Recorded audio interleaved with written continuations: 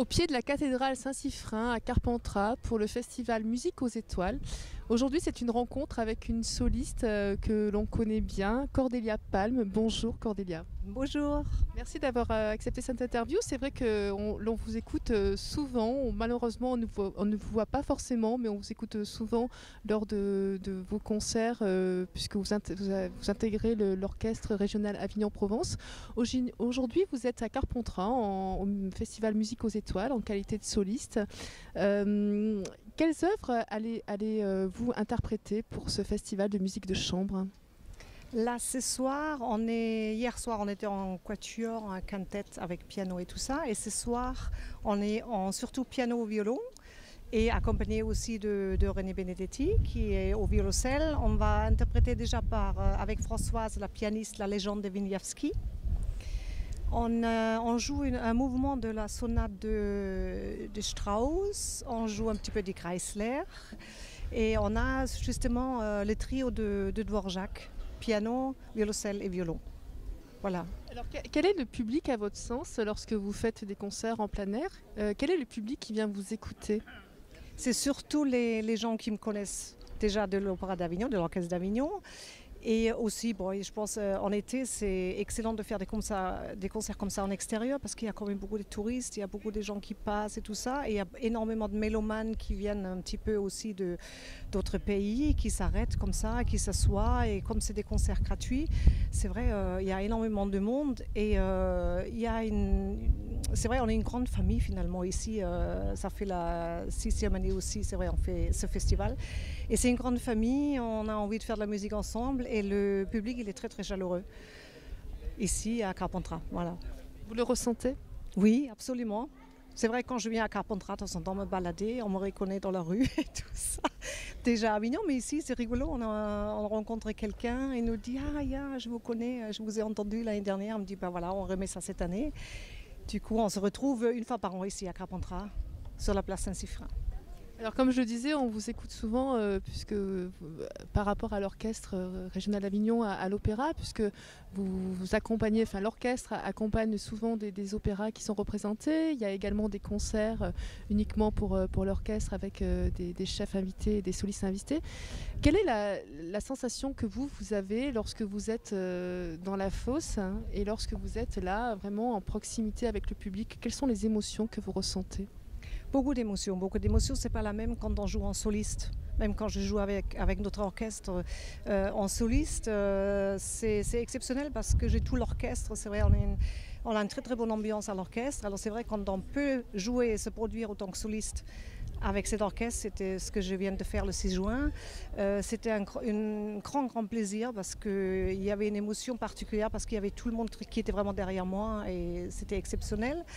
Après, quand on est dans la fosse, c'est vrai, c'est plus l'accompagnement pour les chanteurs et tout ça, mais on est quand même toujours dans l'émotion parce que la musique, n'importe quelle musique, l'émotion, elle est là et on n'est plus rien, on est musicien. Et dans la fosse même, on a la même concentration et tout ça, justement pour écouter les chanteurs, pour être dans le spectacle aussi. Et après, sur scène, voilà, c'est vrai, souvent on est mis en valeur plutôt un petit peu sur scène. Et c'est vrai, il faut voir cette personnalité aussi de vouloir se produire sur scène. C'est un petit peu comme des acteurs aussi, hein. On a une envie en fin de compte de donner quelque chose au public et aux gens. C'est des moyens de communication très importants, la musique, et j'espère que les choses vont changer et les gens ils vont se rendre compte que c'est vrai, on a besoin de la musique dans la vie, parce qu'en ce moment il y a pas mal de problèmes. Et sans musique, voilà. Et nous, on est dans cette communication, on le fait par la musique le plus qu'on peut.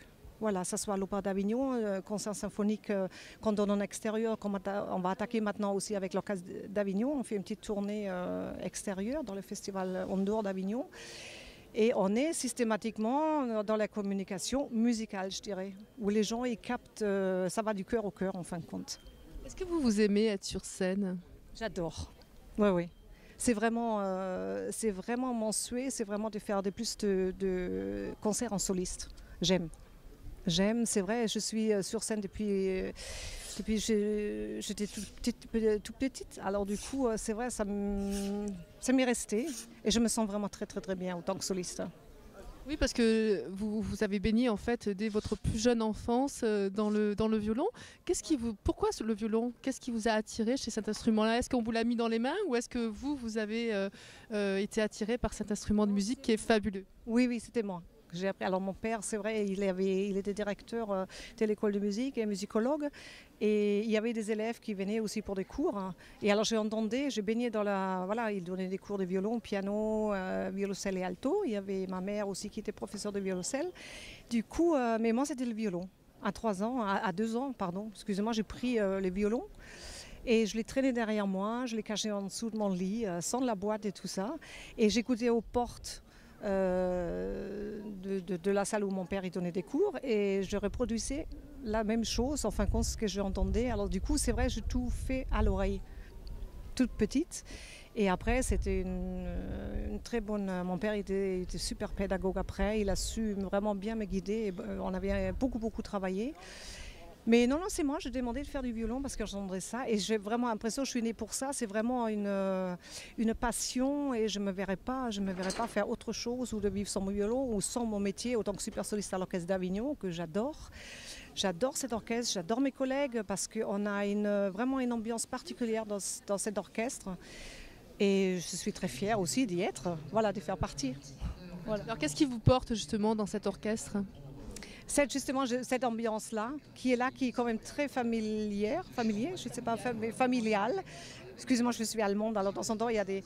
Et c'est vrai, il y a quelque chose qui vous porte.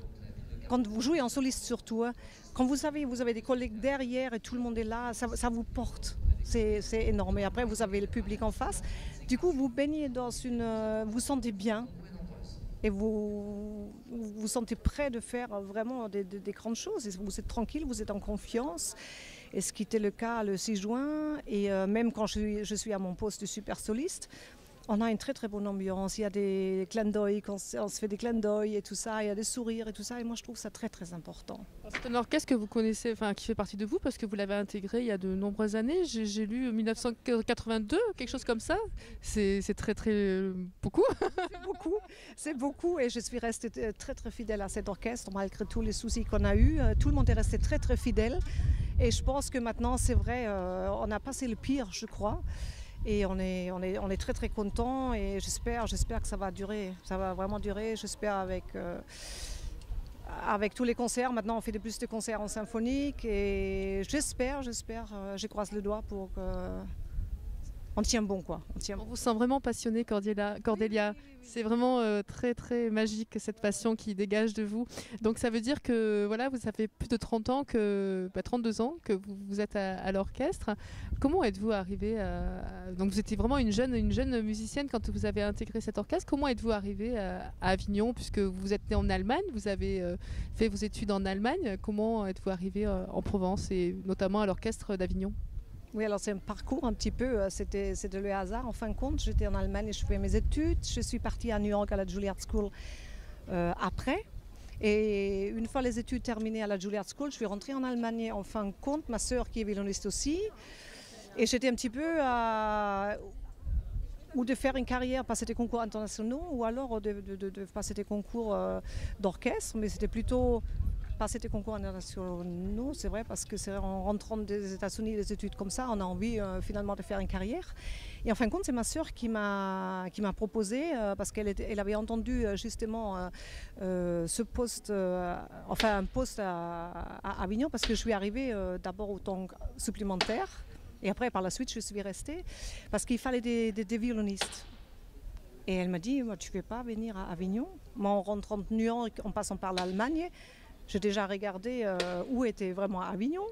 Et comme je suis assez aventurière sur ce plan-là, je me dis oui, allez, je me lance, j'y vais. Et de mon pays natal, voilà, qui est de Forêt-Noire, je suis venue ici à Avignon. Et du coup, on s'est attaché, je devais venir pour une série, je suis repartie, je suis revenue pour une autre série, je suis repartie encore une fois. Et je suis revenue et je suis restée. Parce qu'ils avaient besoin des violonistes et tout ça. Et quand les super solistes qui étaient à l'époque partaient, on m'a proposé, il me dit, allez, passe le concours, c'est vrai, c'est ta place, tu dois le faire. C'est encore les collègues, en fin de compte, qui avaient déjà énormément confiance en moi, qui m'ont dit, voilà, ça c'est ton poste, tu dois être à ce poste-là. Alors du coup, j'ai préparé le concours, j'ai eu le poste et du coup, voilà, je suis à ce poste-là et je suis très contente parce que c'est très rare quand même, c'est vrai. On a des collègues comme ça qui sont tellement, on est tellement unis et qui font tellement confiance et c'est super quoi, je suis super contente. Alors en fait, Avignon était sur le passage de votre chemin de retour et voilà, vous êtes resté. Ça fait 30 ans maintenant que vous êtes là. Euh, Vous pensez que c'est le fait d'avoir intégré l'orchestre qui vous a donné envie d'être d'être de plus en plus sur la scène en tant que soliste ou comment cette envie-là de vouloir se dégager quelque part de temps en temps de l'orchestre pour être seul en scène avec d'autres musiciens, mais vraiment vous mise en valeur. Comment c'est venu cette envie-là? C'était toujours, en fin de compte, moi je me sentais toujours depuis toute petite. Mon père, il avait un orchestre de chambre, on partait en Belgique et en France déjà. Et déjà lui, avec ma sœur, on a joué toujours en soliste, finalement, dans cet orchestre-là. Et j'étais en fin de compte toujours comme soliste sur scène. Et du coup, depuis toute petite, j'ai l'habitude d'être comme soliste. Alors je me sens vraiment, vraiment, vraiment bien sur scène. Vous vous sentez artiste depuis que vous êtes toute petite en fait? Artiste où je me sens bien sur scène, alors sans me dire que c'est vrai, je suis une artiste, tout ça, c'était tout simplement ma vie. Je pense que ma vie est vraiment sur scène. Et ma vie, c'est mon violon et ma vie, c'est de justement partager cette passion avec mes collègues, avec le public, avec tout ce qui m'entoure. Et c'est très important. Et c'est vrai, ça s'est fait comme ça, mais je pense que c'est vraiment mon chemin de vie, c'était ça. Ça s'est fait doucement, ça s'est fait normalement, sans lutte, sans rien du tout, sans réfléchir même. J'étais projetée là et j'adore. J'aime. Moi aussi j'adore la façon dont vous parlez, Cordélia, c'est fabuleux. Quand vous êtes avec donc vos collègues dans l'orchestre, est-ce que voilà, vous avez donc forcément des œuvres qui vous sont données, que vous n'avez pas forcément choisies. Est-ce que parfois ça vous arrive d'interpréter des œuvres avec des émotions différentes en fonction de la liaison que vous avez avec certains compositeurs, de certaines, comment dirais-je, oui, de certains liens étroits avec ces œuvres, avec ces compositeurs, en fonction de vos émotions qu'est-ce que vous ressentez en fonction de ces différentes œuvres? On est obligé, en tant que musicien d'orchestre, de toute façon faire avec, parce qu'il y a une saison à faire, il y a des programmations, il y a des œuvres forcément, c'est vrai qu'on aime plus ou moins. Mais moi je pense qu'autant que musicien global, c'est vrai, et moi je trouve, enfin moi personnellement je trouve en chaque musique, sauf c'est vrai, je ne suis pas très très musique contemporaine. C'est vrai, j'ai du mal un petit peu, mais je n'ai fait quand même beaucoup parce qu'il faut le faire, ça fait partie de notre parcours aussi. Mais moi, en tant que musicienne, c'est vrai, n'importe quelle musique, je trouve une émotion chaque fois. Il y a des choses, c'est vrai, j'aime moins, il y a des choses où je me régale et qui me collent vraiment à la peau, où vraiment il y a beaucoup d'émotions. Mais je trouve même dans les compositeurs qui sont peut-être un petit peu pas trop joués, où on est obligé de le faire, je trouve en chaque œuvre et en chaque compositeur, moi personnellement, chaque fois une émotion et chaque fois je me fais plaisir. Mais depuis toujours. Il y a un moment, n'importe, il y a une harmonie, il y a quelque chose, il y a une ambiance qui est créée par justement un moment, ce qu'on joue. Et ce moment-là, ça crée quand même malgré tout une émotion. On est musicien avant tout et du coup, la musique, ça passe par plusieurs époques, par plusieurs œuvres, par des compositeurs différents. C'est la globalité de la musique, du musicien et de notre métier de musicien d'orchestre surtout. C'est cela qui vous porte à chaque fois? Oui, normalement, oui. Moi, personnellement, je trouve chaque fois quand même quelque chose, c'est vrai.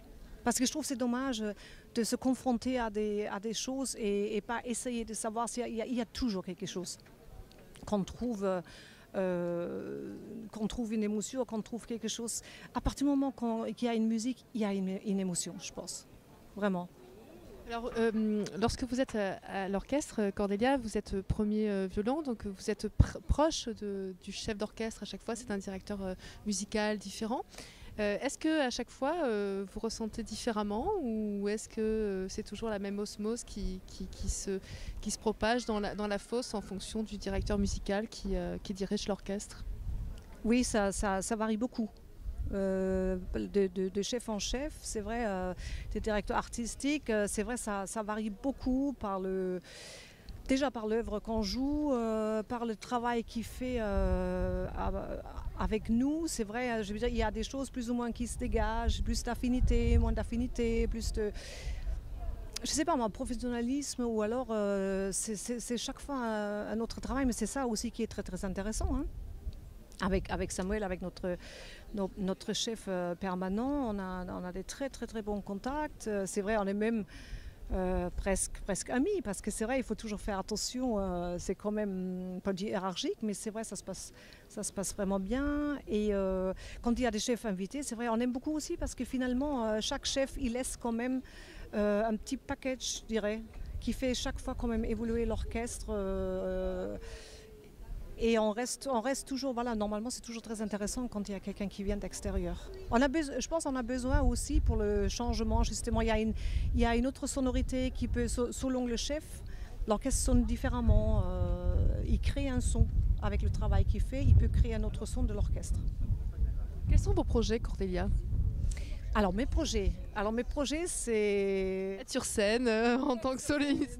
Oui, non, c'est vrai, je sais qu'il y aura d'autres possibilités. Enfin, je sais qu'il y aura des concerts en région où je vais me produire autant que soliste. C'est vrai, il y a des choses prévues et je suis très très très contente.